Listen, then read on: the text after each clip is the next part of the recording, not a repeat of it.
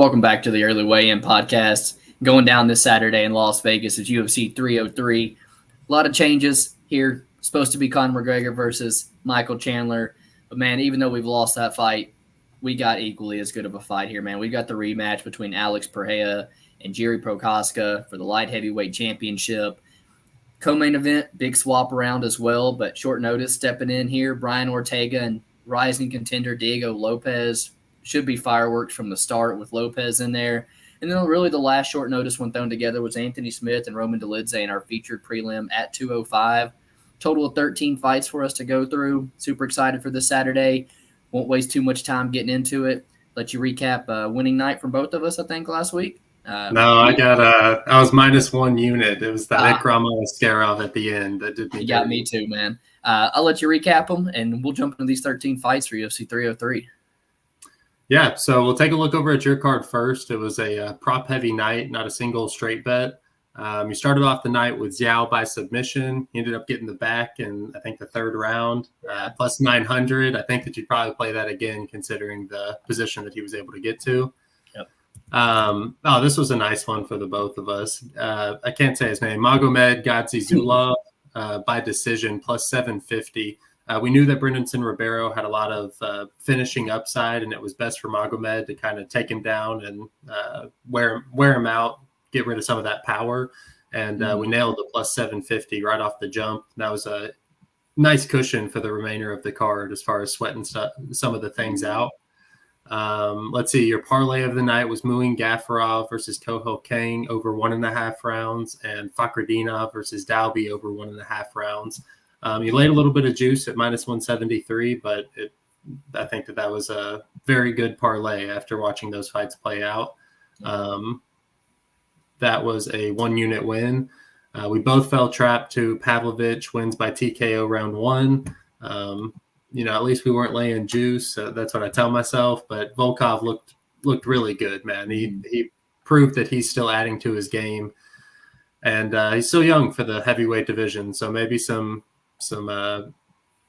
championship upside for Volkov in the future. I don't think it's fair to count him out at this point. That was a really good performance, and he's probably within arm's reach of a title shot.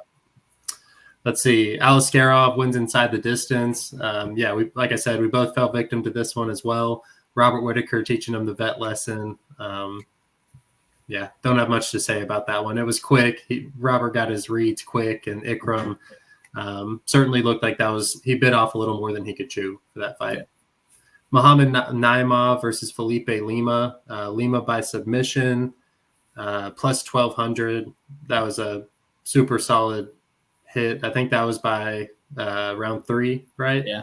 Mm-hmm. Nice. Yeah, which was like plus 5,000 if you took that. I did take it. I hit it for $10 plus 5,500 to win 500, and so that helped me out for the remainder of the night. Who cares if it was tracked?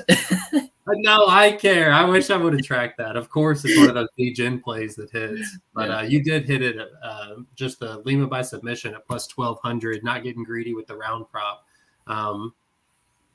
Plus 1.2 units right there, and you ended up the night plus 1.84 units. Solid performance from you for sure. Looking over at my card, a lot of red, but turns out I'm only minus 1 unit for the night. I had 2 units on Ikram Askarov.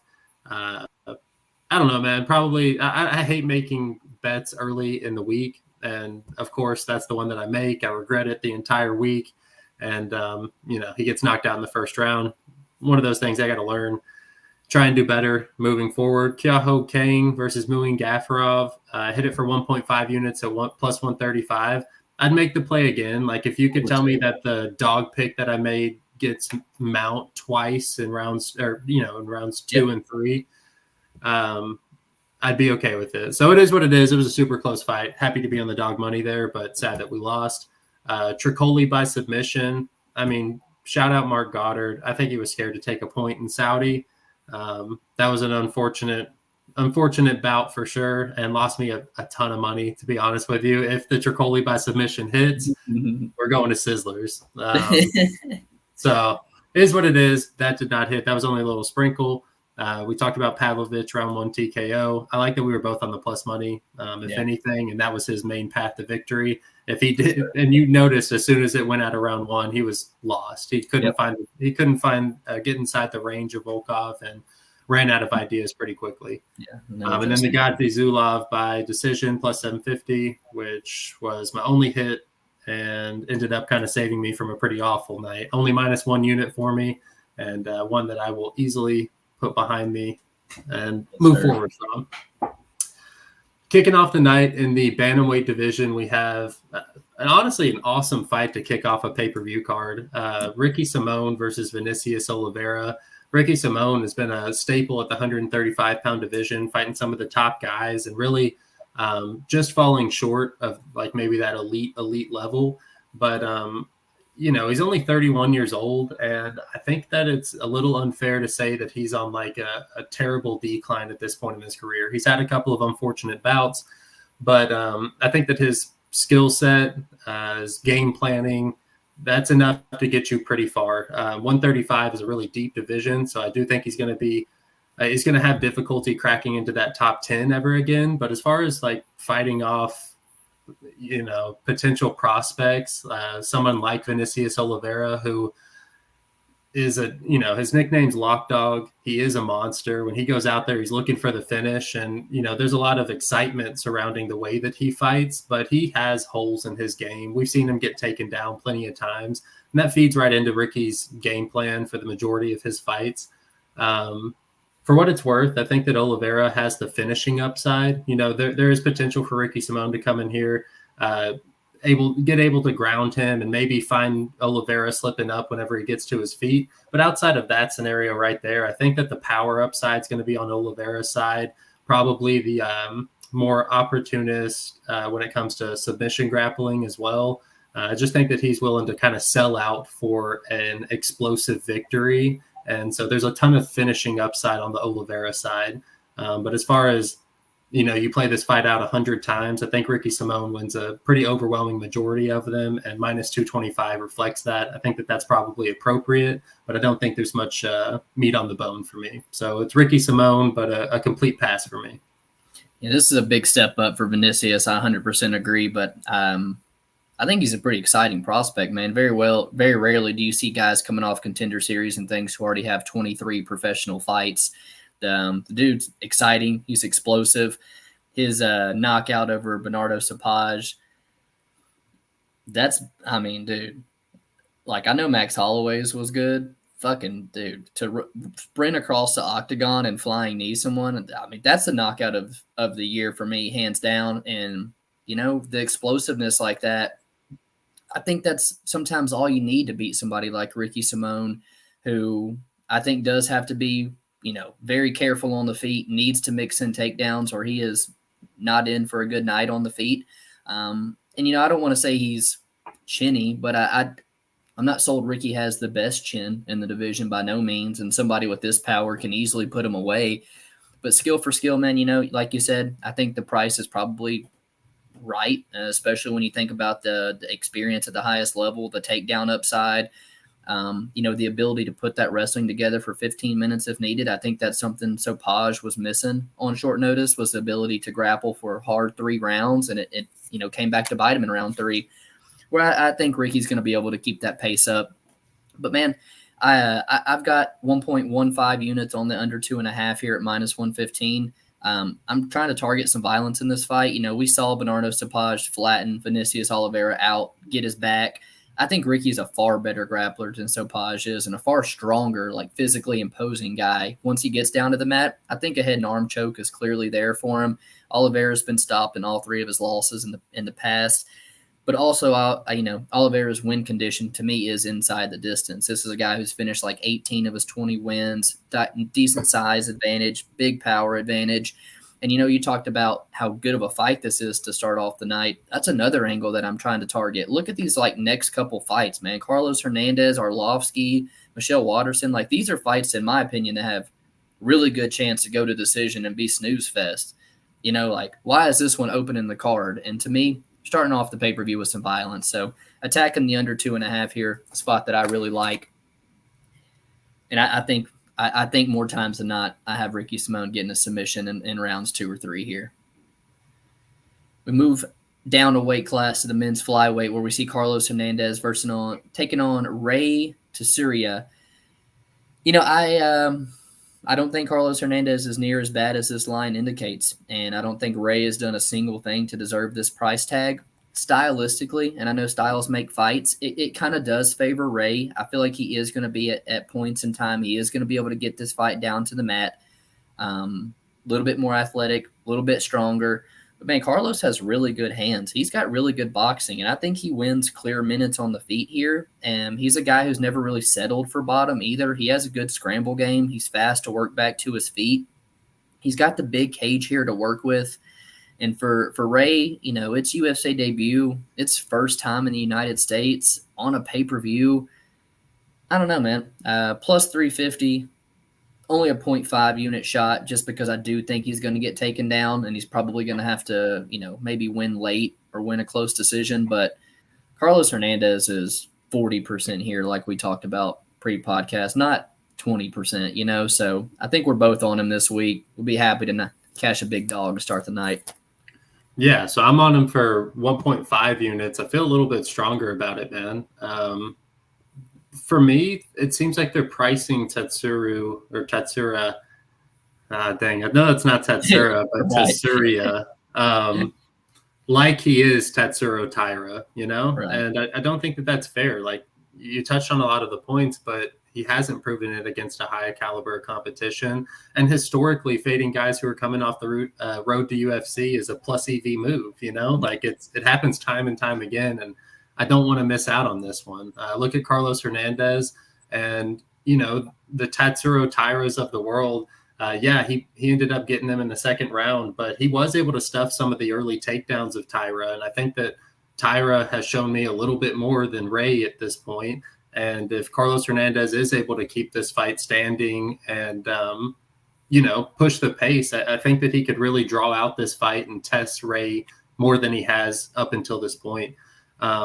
He also has a couple of UFC wins. And while they're not, the Dennis Bondar one, it was an amazing knockout, probably one of the worst stoppages I've ever seen. But it didn't get stopped. Yeah. Oh, yeah. Maybe it didn't get stopped. I think it let it go to a decision. Which is insane because you're not supposed to be able to be saved by the bell. So, like, no, he was out for sure. Whatever. But and then the Victor Altamirano, which was a questionable split decision, but he has the ability to make fights weird because he does have an awkward style. And I think that this is a perfect opportunity for him. Sitting at 22% to make this into a 50-50 type of fight and really test how good Ray is. Truth be told, I think Carlos Hernandez, if he was on the same regional scene lineup as Ray up until this point, we probably see similar results. Yeah. And so the fact that he's proven it at a UFC caliber, it's a really easy spot for me at 22% to at least try and hit it for 1.5 units and capitalize on a 5-unit hit right here. So I feel good about it.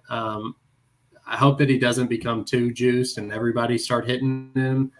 But I think that this is an obvious spot that you've got to lay if he's that big of a mispriced.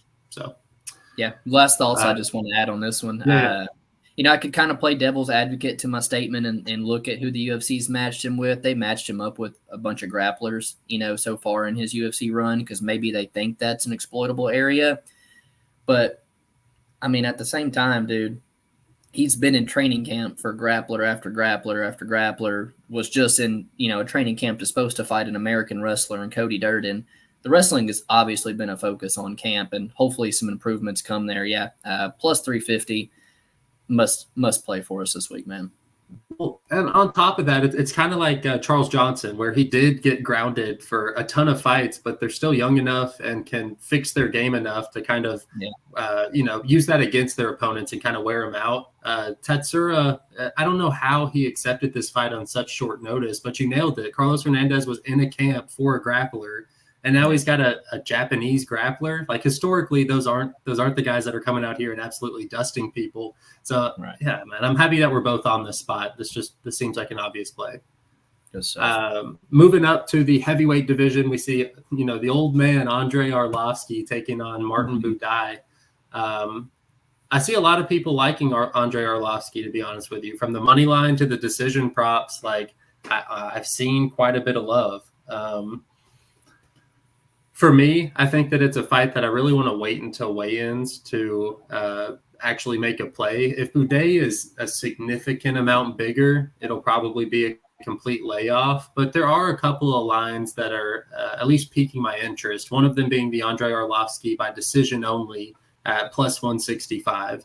I think that he's probably going to put up more volume. And if he is able to keep the fight at range, I think that he's more than capable of point fighting this out for 15 minutes and at least making the fight close. And if I'm holding plus 165 and he can avoid getting grounded by Buday and fat man submitted, then I think that there's a pretty good chance that he gets the nod on the judges' scorecards. He's 45. This does seem like a favorable matchup for Arlovski, as favorable as they can be. Like, he is on a big contract. They're paying him good money, so he is going to fight these prospects. And Buday having to bounce back from this loss, I think that this is solid matchmaking for both of them in a weird way. But this is a winnable fight for Arlovski, and if it does go to decision, I'd assume it's because he's able to keep the fight at range and just kind of give Buday the vet lesson. We've seen Buday kind of out-volumed in the past, and he has to rely on that ground or the cage control. And Arlovski, a veteran of the sport, I think he's going to be aware of that, be able to circle off the cage and keep it at his distance. So Arlovski by decision only. Outside of that exact prop, I am off of this fight, and it'll all come down to how they weigh in and if Buday is like a significant amount bigger. I don't hate that one bit, man. That's absolutely Andrei's path to victory. He's not typically finishing anybody at this stage of his career. The only thing that I'm a little bit worried about is Buday's not the biggest finisher either. I could see him winning a decision, pretty clearly, maybe more times than I do see him finishing Arlovski. But I personally don't have too many thoughts on this one. I was kind of hoping for a better line on Martin Buday after he suffered, a loss to Gazib where he did not look good whatsoever. I mean, Gazib walked right through him. So I was really kind of hoping we'd get a better line on Martin Buday, but bookies seem to still think he deserves to be a big favorite. On the side of Arlovski, you kind of talked about him, 45 years old, 4 straight losses, making the money that he is. In my eyes, I think the UFC would rather part ways with this guy so they could, quit paying him to steal decisions over guys that they'd rather boost up, So I don't know what the UFC thinks about this one. Part of me thinks I'd rather see Andrei go. But, his durability has not really been there for a long time, and he's had to change up his game. He's kept himself really safe. He's been an expert at sticking to the outside, throwing kicks, just racking up volume. He's going to have the big cage here. It's tricky, man, because, especially at plus 165, when I feel like Buday has 90+% of the finishing upside, that's something that I don't hate you looking at. But ultimately, I think Buday is going to grind him up against the fence, maybe mix in some takedowns, some dirty boxing. I don't think he's going to finish Arlovski. I think this is a heavyweight fight that goes to decision, and that's my only worry for you, man, is that Buday steals the decision here. That's kind of how I see it. But, when you're getting plus 165 on the 45-year-old's main path to victory, you get your bet back if a 45-year-old gets finished. I don't hate it one bit, man. It definitely holds some value. We move all the way down to women's strawweight where we see Michelle Waterson-Gomez taking on Gillian Robertson.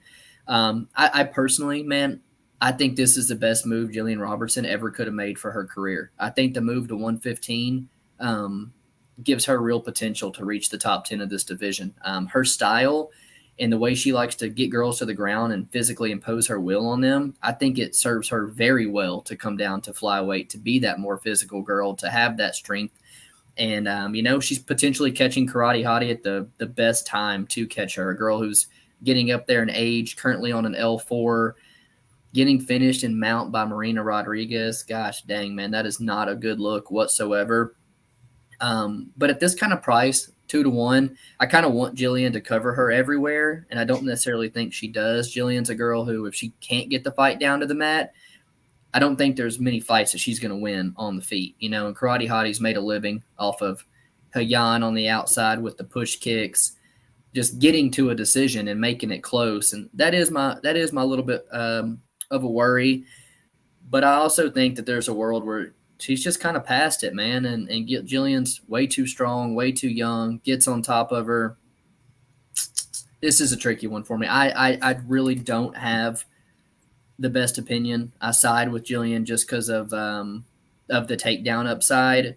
But I think she should probably be like minus 130, minus 150. It's hard for me to get north of 60% on almost anybody against Michelle Waterson just because of the vet tactics and things that she has. But timing's everything, man. And Michelle could be getting to the point where she just doesn't have it anymore and Gillian steamrolls her. So on the side of Gillian Robertson this week, I think if she does get it done, it's likely inside the distance. So I don't hate that look whatsoever. But pass for me, man. Just don't have the best read there. Not a pass for me. Robertson minus 190 square. Robertson plus 260 by sub. I think that's a good spot, dude. I think that, you nailed it as far as she's a little bit of a takedown or bust. We've seen Karate Hottie in her last fight at 38 years old now get taken down by a striker in Marina Rodriguez. Yep. Karate Hottie's been subbed 4 times in her career. This is the most prolific women's submission artist, I don't know, in the division for sure. She's already submitted. She has the most submissions in UFC for a lady, right? I think so. I know it's at least in her division, but I think so. So it's a pretty easy play for me, and it feels square just because you're having to play a woman's path to victory. But truthfully, she's a sub or bust, and you're getting plus 260, and I feel like that's much better when you realize that this has kind of been the Achilles heel of Karate Hottie's career as well. She's in the past worked well with being able to use her footwork to circle out of the cage and get away from people. But as she's aged, she's become less and less mobile. And I think that it's, not going to serve her well in this fight against somebody who only needs one takedown to get this fight over with. Mm-hmm. So plus 180 inside the distance. I don't hate. I thought about doing a half unit on each, but I think I'm just going to go with the sub. Karate Hottie's tough, and I do think that she'll end up giving her back if she does get taken down. So Gillian by rear naked choke is how I see this happening, but plus 260, I think that's a must hit spot for me at least. Let's see. The next fight is the biggest favorite on the card, Payton Talbot taking on Yanis Ghemmouri at the bantamweight division. I've got a prop on this fight. One, this is a squash match. UFC knows it. Everybody knows it is what it is. But I do think that they are kind of overlooking the Talbot by submission. I've got Talbot sub round 2 and round 3. We talked about this earlier in the week. He doesn't have a single first-round finish, even on his amateur record. If this is the first fight that he does it, then so be it. But, we've got a pretty decent sample size that he likes to pressure his opponent and eventually, take over once he's broken him down. And people seem to think that he's only a striker because he's able to get knockouts recently. Yanis Ghemmouri, I think he fought William Gomez in his debut in the UFC. Fought for 4 takedowns before he got knocked out. I think he's going to shoot for takedowns here when he feels the pressure of Talbot, and Talbot's more than willing to wrap up a submission there. Ghemmouri also has subs on his record, so on the off chance that there's a banana peel in the octagon, I don't know. Like I said, I think that the fight's going to go to the ground at some point. These are 135-pound guys, so that's already likely to happen. And then given how Yanis reacted to William Gomez starting to piece him up and shooting 4 takedowns, I think that there's a ton of potential for Talbot to get that submission. And we're looking at plus 2,000, plus 2,500 on a minus 1,600. The odds imply that he could win this any way he wants, and I think that he can. So getting the most disrespected way that the books think that he'll win by sub, I have to hit those. So I hit both those for 0.25 units and hoping for the best. I just hit that for 0.25 units as well as you were discussing it. probably get around to tracking it as well. You like you said, man, when you can turn almost a minus 2,000 into a plus 2,000, you kind of got to take the shot there, man. I will be the first to say that I'm not the biggest fan of Payton Talbot. You know, when I see his pole dancing shit outside the octagon, I don't like it. I mean, there's just no other way for me to put it. I don't like it.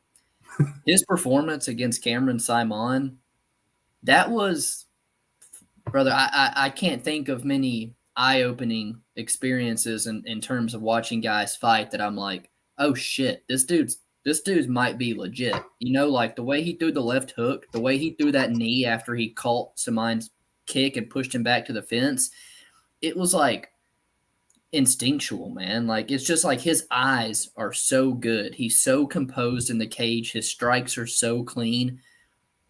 I really like what I see from Payton Talbot, but the UFC is going to have to be careful with the way they match him up because I do think a strong offensive wrestler, somebody like the Ricky Simone in the 135-pound division, could be a bad matchup for him. You know, we saw a Garry kind of have success in the first round, but I also kind of think that that's more of Payton just kind of like, I'll let you play your game, I'll exhaust you, I'll make you move around, I'll make you work, and when I get back to my feet in round 2, we'll start this pressure over again, man. Like you said, 12 finishes in rounds 2 or 3, 0 round 1 finishes.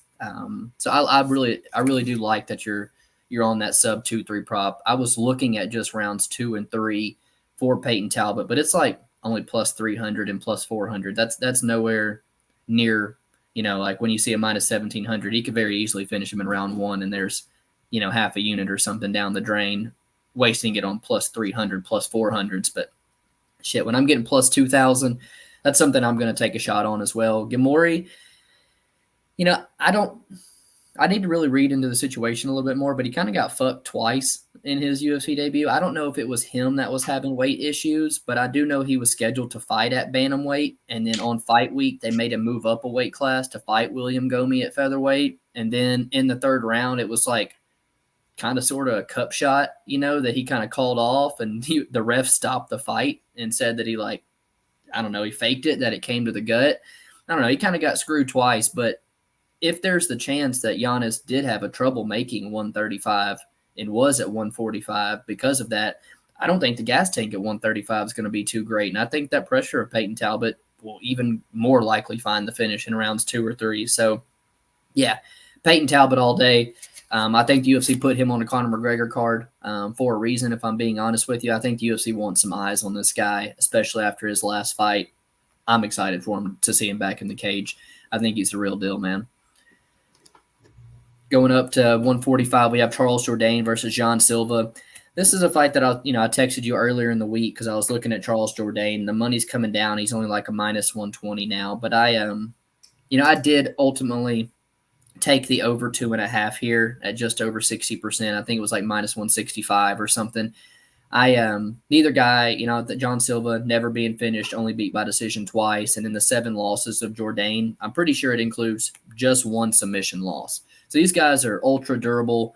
But when you see a guy like Jourdain, who's a 13-fight UFC vet, only 28 years old, still improving, and then the other guy is John Silva, who his only UFC win is over Weston Wilson. When I watched the Contender Series fight, the Vallejos guy had a lot more success in the early going of that fight than I truly remembered. And so, I think Charles Jourdain is not a bad bet this week. What I don't like about him is that the fight's probably going to go to decision. I bet it to go over. And Jourdain's 2-6 in decisions, man. Sometimes he just doesn't do enough. And his takedown defense is very, very sloppy. When I saw Nathaniel Wood hitting multiple takedowns on this guy, it shows me that it doesn't take the highest level guy to take him down. And John Silva, I know he's a kind of like a big moments guy, swinging big hooks, but coming from a fight nerds camp, a smart camp, a Brazilian camp, why wouldn't you mix takedowns in here against Jourdain, who doesn't have good takedown defense? So when I see a fight going to decision and I think that Jourdain's going to be getting taken down a little bit, it kind of took me off of his money line. But to still play the over 2.5 in a fight that I think goes to decision, probably close to 70% of the time, man. So give me Jourdain by split decision. I think it's going to be a close one. Yeah, I've got split written down as well. Nice. I'm probably on the Gene Silva side. He opened plus 170s, now minus 110. I think that he'll have a pretty significant speed advantage. And out of the two guys, I think that he's more likely to shoot for the takedown, which I also like. You talked about him coming out of Fighting Nerds. And so I think that he'll have a better game plan than Charles Jourdain, who kind of goes out there and Brawls. wings it. Yeah. That's one Just looks to put on an exciting fight, but not a well thought out one, you know. So as far as the prospect that the UFC would prefer to win, I think that they're giving Jean Silva this is kind of his stepping stone fight, if you ask me. It's somebody in Charles Jourdain who's 15-7, but he is a long stay in the UFC and has fought some of the better guys. So yeah, I would assume that even though these guys are roughly the same age, that Jean Silva is the prospect that the UFC is kind of trying to put on a pedestal here. So I lean towards him. I think that if it's a close decision, the nudge will be in his direction as well. So Jean Silva for me. The line, though, probably off of it. For one that we both think is going split decision, minus 110 is appropriate. So I'll lay off completely. Moving up the card, staying in the same weight class, though, Cub Swanson taking on Andrei Fili. Both these guys kind of journeymen of the division. I thought Andrei Fili was, a little bit younger. He's 34 years old, so he's pretty old himself. Roller coaster of a ride for the past, 5 years or so. We've seen him get some pretty solid wins, but it seems like every single time that he steps up, he's fallen short. And it's tough to blame him. He's in a super deep division, but that's just the story of his career. Cub Swanson, a veteran of the game. He's 40 years old, so quite a bit older, but, similar fight miles. They've both been into some wars, man. Cub Swanson probably has, the experience edge. Maybe even like the better run currently. I think the win over Hakeem Dawodu is actually a pretty solid win for a 40-year-old Cub Swanson. For me, I think the line's a little out of control. I probably lean towards Cub Swanson plus 200 or better. That's what I'd want to lay, but I probably favor Fili by just the slightest bit, like minus 130, But the line's out of hand, so if I find myself on Cub Swanson at the end of the week, I'm not 100% surprised, Good luck to you, man. If you have any money involved, I just truly don't have the best read on this fight. When I look at Swanson, I see a guy who I think's past it, man. I think the minus 225 it was on Hakeem Dawodu. I thought that was a straight up robbery. I really did. I don't think Cub has it anymore. He's 41 this year. I think his durability is going down the drain. The thing about it is he struggles with really good submission grapplers, and he's proven to really struggle with guys who like to kick at range. And I really haven't seen Andrei Fili wear guys out with body kicks and leg kicks. I've never really seen Andrei Fili go out there and submit anybody. The guy's got like 3 submissions in his 23 wins. That's not how he typically tries to win fights. But he is also coming back from a nasty TKO loss to Dan Ige just a couple months ago. I know he can be that rangy striker that Cub Swanson could have some trouble with, but again, not much of a kicker, doesn't have the best defense himself. What I think he should try to do is wrestle, just truth be told. You saw him go to his wrestling to beat Charles Jourdain, very smart. You saw him in round 3 go to his wrestling to beat Bill Algeo, very smart. And to me, that's the best path to victory here, man, is to take Cub down, use your size, use your wrestling. But if it's a striking battle for 15 minutes, I don't think Andrei Fili is minus 220 against anybody, just really, man. So I kind of feel like Cub Swanson has a little bit of value on him as well, but it's just at his age and declining durability, that's just not something I kind of want to put my money on this year. So I'm going to slide with Fili, but, if you do get to Cub Swanson, brother, I don't hate it one bit. I think that's where the value clearly is in this fight. Leave with this. I always try to say this with Andrei Fili. Bad bitch, dude. Props to you. Props to you. Prelim main event, man. B. Joe Pyfer taking on Marc-Andre Barriault. Pyfer was taken and kind of given the vet lesson by Hermanson, outrouted him to a decision win. But I think Pyfer is a really good prospect, just truth be told. He's still only 27 years old. Great gym, the big push from the UFC. I think he's going to be all right. I think he's a stupid physical guy. The striking is not like stellar, but he's got power that when he lands on you, it can really affect a fight. I think his grappling is really, really good. And I think his grappling would probably be the best way to go out here and beat Marc-Andre Barriault, if I'm being honest with you. And I think it better suits him with this fight being 3 rounds. It may be he's not really a potent finisher. He's a guy who typically relies on beating you on the scorecards, turning up the pace and the volume late, grinding you up against the cage, dirty boxing. He's kind of almost like a Martin Buday, just a middleweight Martin Buday. I don't think he can out-physical Pyfer in the clinch, and I don't think in a 3-round fight he's going to be able to put the pace on Pyfer to beat him. And, if anybody lands on the feet, I think Pyfer hits harder. I think Pyfer's durability is better. And I think, again, that there's a big gap in submission grappling here. So I wouldn't be quite shocked if Joe Pyfer gets a submission just after, with the way we've seen Marc-Andre beat in the past. But Pyfer by knockout sitting right on the table as well. I like Pyfer inside the distance. I think he's the prelim main event for a reason. UFC likes him, and I think he gets back on track with a finish. Yeah, so I've played Joe Pyfer by TKO plus 185 on FanDuel. They're giving that 35%, and I think he wins that, by TKO like 40-ish% of the time. I also think that he's just trying to get back on track after that loss to Jack Hermanson. To go from main eventing against Jack Hermanson to prelims against Marc-Andre Barriault, that's quite the step down. And I think that the UFC are trying to do him a favor by putting him up against somebody who's been melted in the past by the, Chidi Njokuani's who comes to mind. But Joe Pyfer offers similar athleticism and power.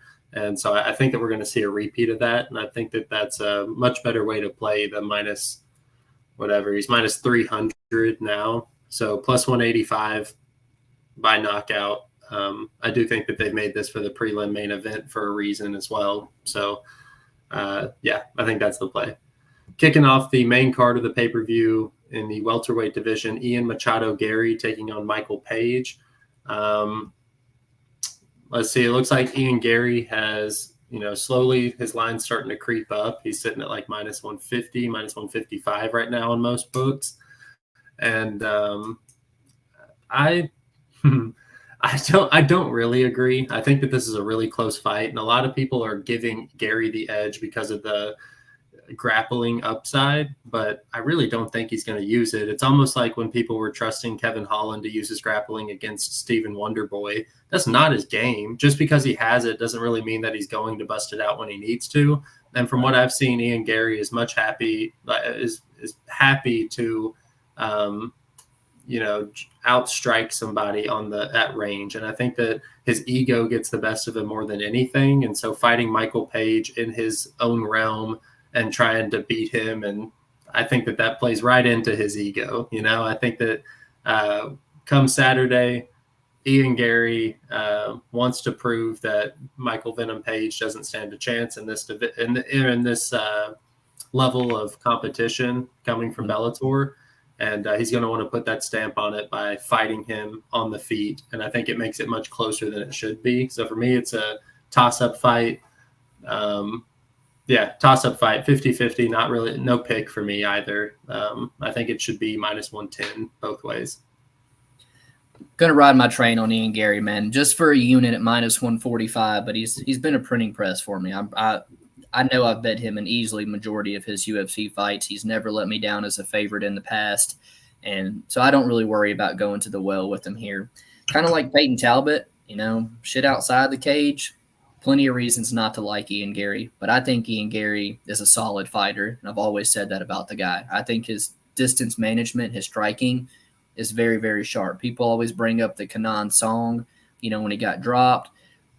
Song's got power, but also I don't think Ian Garry was really respecting him. I think Ian Garry thought that was a walk in the park and just kind of got clipped, truth be told. He stood back up and finished the guy. So I don't hold him much flack for that. People talk about Jordan Williams touching him up. Well, that's a debut in Madison Square Garden for like a 23-year-old kid. You know, I don't give him. I kind of give him a pass for that too. I think Ian again is legit. I think he's got good grappling. I think he's got good cardio. I think his fight IQ is really, really good. This guy does not mind going to decision to win a fight if it means getting the W. That's something I very easily like to back as well. And then, you know, I don't like to compare him to Conor McGregor, but the belief, the confidence that he has in himself, I think that's needed to get to the top of the division and to the top of the UFC. And so while his ego can be a little too much at times, I think it's one of his highest qualities that he has on himself as well. When it comes to the MVP side, I was super close to beating him, to betting him against Kevin Holland. I thought he was much faster, the way better striker. You know, you kind of mentioned it with Wonder Boy. I didn't think Holland was too much of a takedown threat there, but I kind of do think Ian Garry can take him down. I think Ian Garry can strike with him. I think Page is probably the more unorthodox of the two, but I think Ian Garry's a cleaner striker. I think Ian Garry can rack up volume and beat up the legs. I think he's got the cleaner jab. And, you know, mentioning Conor McGregor again, I think they put Ian Garry on the same card as Conor McGregor for a reason. I think UFC really wants him to win. So, yeah, I'm on the Ian Garry side for one unit. Nothing big because it could be a close fight, and he's always going to decision here recently. But shit, man, when a guy is continually printing money for me and never let me down as a favorite before, pretty easy for me just to get a unit off on him. We move down. Mayra Bueno Silva taking on Macy Chaisson at the women's bantamweight division. You know, pre-tape, I honestly thought Bueno Silva might have been the side. Then I was watching some fights. Macy's a big bitch, dude. You know, she's the natural 135er. I'm pretty sure this girl might have even missed weight at 145 to begin, you know, her career. And Bueno Silva has fought at 125 before. And if she proactively wrestles like she has been lately, like she did in the Norma Dumont fight and things, she's live to win this fight. And I think that's what everybody else was seeing. And I think that's why this line is closed to virtually a pick'em after Bueno Silva opening above minus 200. So, you know, I get it while people are betting Macy, but you also kind of want to see how the weight cut goes for Macy as well. She's struggling on the scale for 135, and I don't know how much she's going to be able to put a wrestling clinic up. And then if she does, I just kind of feel like grappling plays into Mayra's submission ability, man. I don't know. Bueno Silva, I think, has the number on the feet. She packs power. I think she's a little bit quicker to the punch, way more comfortable on the feet. And then she also offers the submission upside on the mat. But when you see a girl like Raquel Pennington rack up over 11 minutes of control time, you see strikers like Farrow land 2 takedowns. Montana De La Rosa at one time racked up over 9 minutes of control over Bueno Silva on the mat. The path to victory is there for Macy, man. But my bet for this fight is I put 3 units on Bueno Silva finish only, minus 186. I think the finishing equity between these two is night and day. I think 85% of the finishing upside in this fight comes from Mayra Bueno Silva.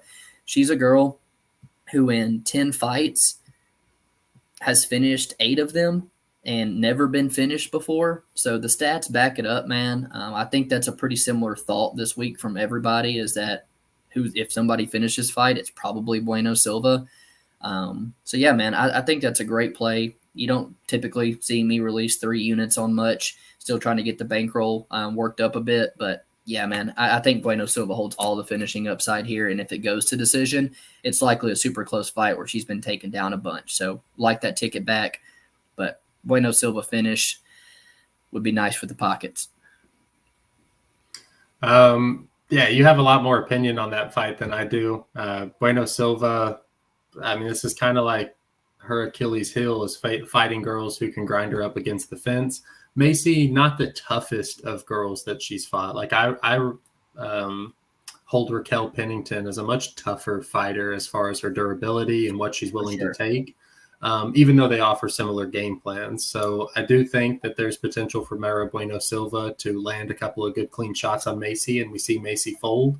But That being said, I guess I have seen Macy Chaisson go to the body before. I think it was all the way back on The Ultimate Fighter. And for what it's worth, I don't think Mayra Bueno Silva has that, hard of a body. I think she's a little bit weak around a midsection.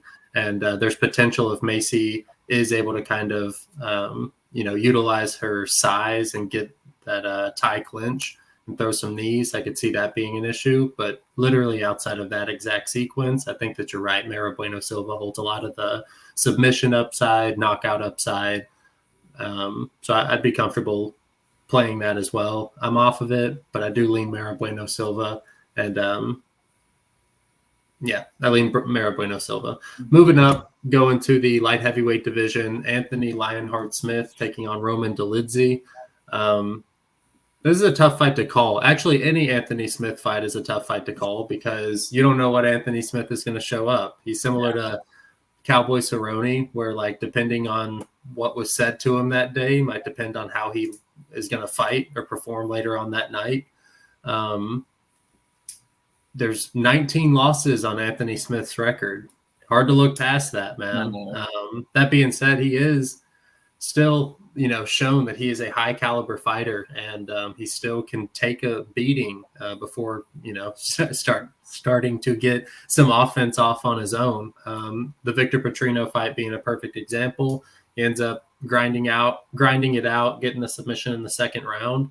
And, I think that there's potential for him to beat Roman Dolidze. Dolidze is I think his credentials is in jiu-jitsu, but it's it's kind of weird, right? Like it's some island. I forget what it is. It's kind of like a sister organization to the ADCC trials, something like that. Like it's not as high caliber, and him being such a big dude, I can't imagine that his division was super deep. I'm not trying to completely shit on him, but I think that his grappling's a little overrated. And he gets a ton of credit because he was able to pull out that knee bar with Jack Hermanson. I mean, that's just somebody who's 185 pounds and can, sell out for a submission. So I think that this fight has a lot of potential to end in submission, whether it be Dolidze clubbing out Anthony Smith and then getting a sub with Anthony Smith on the ground. He is a tough dude to finish by strikes. And I think that there'll be, potential for Dolidze if he is in a finishing sequence to wrap up a submission. And then on the flip side, I think that there's a lot of upside for Anthony Smith to get a submission as well. He's one of these guys who really is kind of turned into a sub or bust type fighter. He's a jiu-jitsu specialist. He's got long limbs. And if Roman Dolidze does try and mix in the grappling, I think that, that would play right into Anthony Smith's game plan. So fight ends by submission, like plus 400 or better, I think is solid. And that's kind of how I'm looking at this fight, as opposed to trying to lay juice on Roman Dolidze, who outside of that kind of, I'm not going to call it a fluke, but the Jack Hermanson fight, I don't think it was the cleanest performance. He was able to find that sub, but I don't know. If it doesn't play out like that, where Jack Hermanson gets stuck in that position, I do wonder how that fight actually plays out. Where Anthony Smith has pulled out some high-quality upper caliber wins. Give me the fight ends by sub plus 450 as opposed to trying to pick a side here. I don't have a ton of confidence on either side here as well, but I think the fight's going the full distance. Dolidze, he's on the L2, kind of searching for answers, going back up to 205, taking on a big name here, that'll kind of get him relevant again. But Dolidze is just like, one day he shows up and he can run through Hermanson, Halls, Dawkins, and then on other days you get him out of round one and he looks like a gas bag, losing to guys like Trevin Giles and stuff, So he's definitely not a guy that I don't think I could ever go lay minus 150 on, just because there's not a lot of process to his game. I think he really likely needs to get the fight down, needs to get a submission. He's not finishing a lot of guys with his hands, and I don't think he has a ton of decision equity in a lot of his fights. Smith is going to be the bigger, the longer guy. I think he's got a good jab. I think he's got the better calf kick. And, this was weird to me. Roman Dolidze is like a week older than Anthony Smith or a month older than Anthony Smith or something, but the fight miles are just not even comparable at this point, And that kind of is what I don't like to bet Anthony Smith at this point in his career just due to all of that. But, when I see that neither fighter is 100% prepared, to me, that kind of favors the veteran a little bit to show up. While Anthony Smith, I think he's a little bit more prepared because he was going to take on like Carlos Ulberg or something, so maybe he got the call just a little bit sooner about fighting. But when guys aren't coming in here on full notice, I think it kind of favors the more veteran style in Anthony Smith. I like Anthony Smith by decision, plus 350, plus 400. I just think on short notice, I just don't expect it to be too high pace of a fight. I just feel like where we see two guys who are really good submission grapplers, we're just going to kind of see it negate each other and kind of play out on the feet a little bit. So I'm going to take Anthony Smith by decision at like plus 350, plus 400, but I probably won't have any action on this fight. We're at our co-main event, another short notice fight. We're at the men's featherweight division. Brian Ortega versus Diego Lopes. And this is a really good fight, man.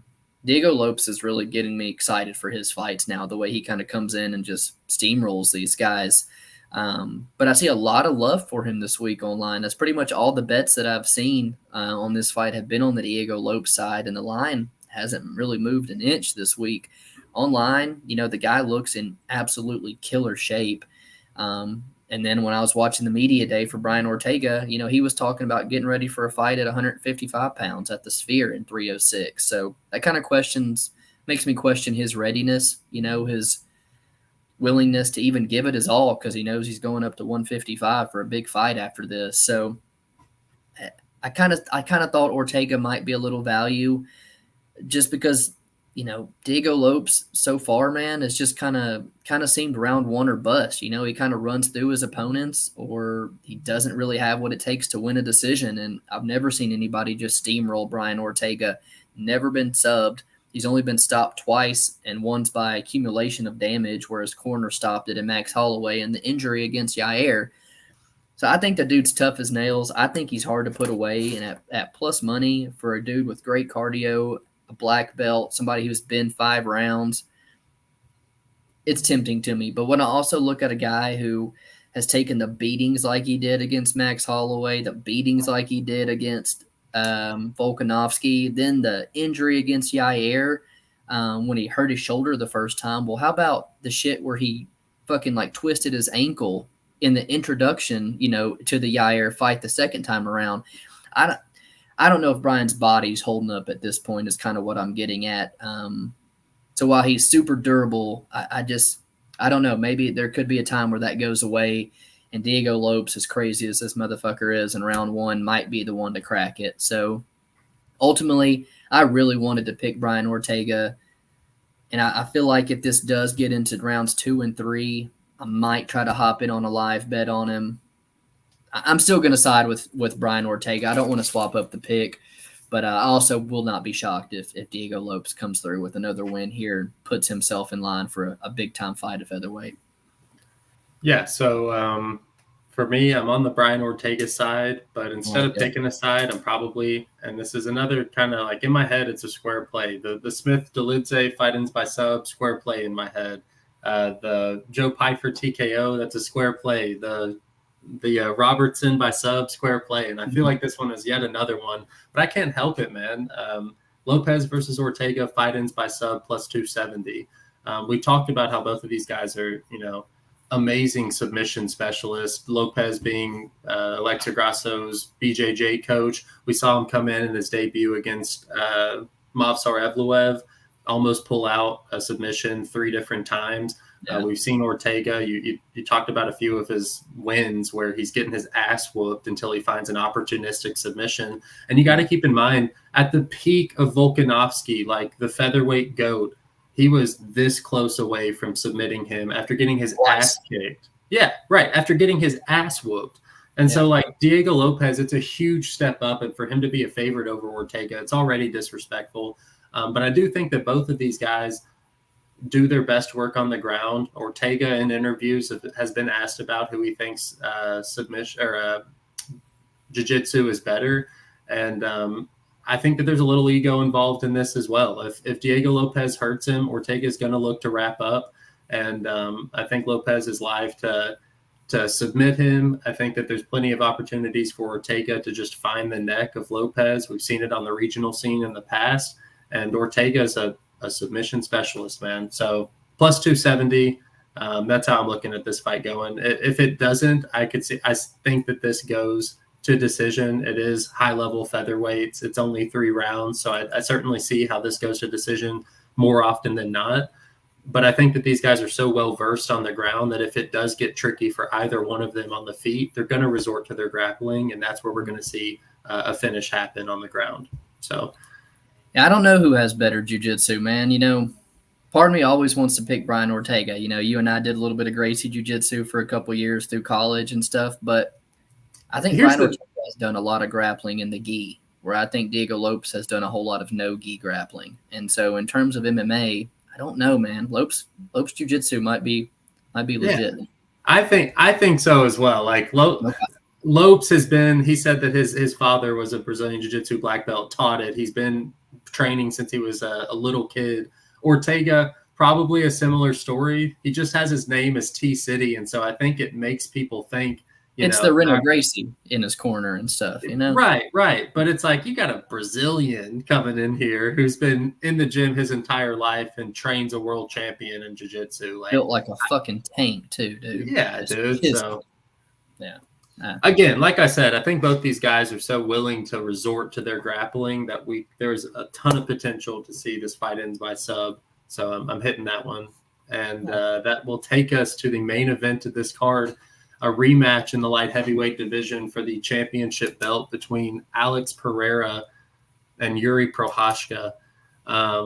This fight was scrapped together on super short notice. Both these guys, I don't think that they were in camp, but for what it's worth, Alex Pereira, I watched some of his YouTube clips that he puts up where he just kind of edits together his sparring sessions throughout the week and everything. That dude's in shape. That dude is in shape. He stays in shape. He stays sparring hard, and I know he's coming into this sharp. Yuri Prochazka, I've seen a couple interviews this week. It's hard I hate to speculate, but there does seem to be like a possible staph infection on his calf, and it's his left calf, the one that's going to get chewed up if he does come into this fight. So whether it's just a welt or it's staph, like both of those work against him in this fight where he's going to get his calf kicked off if he can't do something early. All this points to an under, though, and I have not looked yet. So like under 1.5. I know in rematches, historically, you expect them to get drawn out more because they've had a chance to feel each other out. But I do think that after that first fight, Yuri's under the impression now that he has to catch him early. He can't just sit there and kickbox with a world-class kickboxer in Alex Pereira. Right. He's going to get chewed up, and Pereira is going to find his timing. And I think it's in Yuri's best interest to attack while he's still able to explode into his strikes, do what he does best, and that's going to happen early. So the under at plus money is certainly something that's sticking out to me. But I do think that Pereira probably finds the chin yet again. So I'm on the Pereira side. I think it's by TKO. I see a lot of Yuri love online, and I'd like to get on him, especially if I knew that he was going to sell out in the first round, because I do think that that's where his upside is. I just don't know if he's going to be able to do that. He's talking about spirits and black magic. Yeah, black magic rituals. I think that his head's even not where I'd like it to be. Alex Pereira has all the momentum where he is as a champion, fandom, everything. It seems like the sky's the limit for him. So Pereira's the side for me. I think that this fight's set up for Pereira, and Yuri's more than happy to take it because he just lost to him. So probably wasn't prepared taking this fight. They offered him a fat paycheck. Who isn't going to take a fight to get his lick back? But I don't think that it's the time for him. And I'm going to pick Alex Pereira again. Yeah, man, props to both of these guys for stepping up on short notice to give us this fight. The stare down between the two of them the first time was next level primal type of stuff, man. What Alex Pereira has done in the UFC is nothing short of a superstar, man. His UFC career has been the best, almost the best you could have asked for somebody who was inexperienced as he was in MMA to come over here to now hold 2 belts, to beating 5 former UFC champions. That's pretty nuts, man. Great calf kick. nasty kickboxing, just the ability to generate power from very short distances, from next to nothing. I think that's kind of where Giri just has to really be careful. I don't think he can take the power of Alex Pereira, if I'm just being 100% just honest with you. I think Alex hits way too hard. And ultimately, I think Giri, while his unorthodoxness is difficult to deal with for some people, I think it's his downfall against Alex. I think he tries to be a little too unorthodox and puts himself in danger of somebody who's just way too clean. I feel like if Yuri is going to have success in this fight, it's not to kick with the world-class kickboxer. It's to go like you did toward round one, shoot on the takedown against the cage. If he pulls guillotine again, awesome. Do whatever it takes to get this guy down to the mat. It's like you've got a kickboxer who can light up anybody on the feet, but has proven that he doesn't have much on the mat each time he's been taken there. And for Giri to have 3 minutes of control time in round one, that is a clear path to victory for me, for just about anybody who's going to beat Payton. So sub plus 1,300, it's only just like a 0.1 unit stab. It's a small stab, but he submitted Glover Teixeira, dude. He can submit Alex Pereira here. And again, just going back to rewatching that fight, if Jerry wants to win and he wants to win clean, take this guy down, man, because you are playing with fire anytime you're striking with Alex Pereira. So I like it, man. I love how he's not even really protesting the doctor's stop, the ref stepping in when they fought the first time, and you have Jamal Hill, whose head was bouncing off the canvas, still bitching about the stoppage and everything. I like Jerry, man, taking his licks like a man, winning some more fights and getting his opportunity again. So props to him. But I'm with you. I like Alex Pereira. I think he gets the knockout in round 2 or 3. But Jerry's sub would be so nice for the track record and for the pockets. But I like what I've seen from Alex Pereira, and it's super hard for me to pick against him at this point, man. So last thing, we can't track it, but I think it's a good way to play it. You can get round 1 only money line and Yuri Prochazka plus 125. Like I said, I think that's where his upside is, and his downside is when he allows himself to get picked apart. And if it gets out of the first round, it's just a null bet. So, and that's going to be where he gets his best shots in as well, like if he is going to resort to the grappling. So round 1 only money line plus 125 seems like a decent look too. I dig it, man. All 13 fights going down this Saturday, UFC 303 in Las Vegas. After this week, we do have a small week off, so we can reset, jump into next week. But, man, couple fights, even though they're short notice, that I'm pretty excited for this weekend. So I'm sure we'll get together, be watching them. Excited for that, brother. As always, like, subscribe, help you boys out a little bit, and we'll see y'all next week. Peace.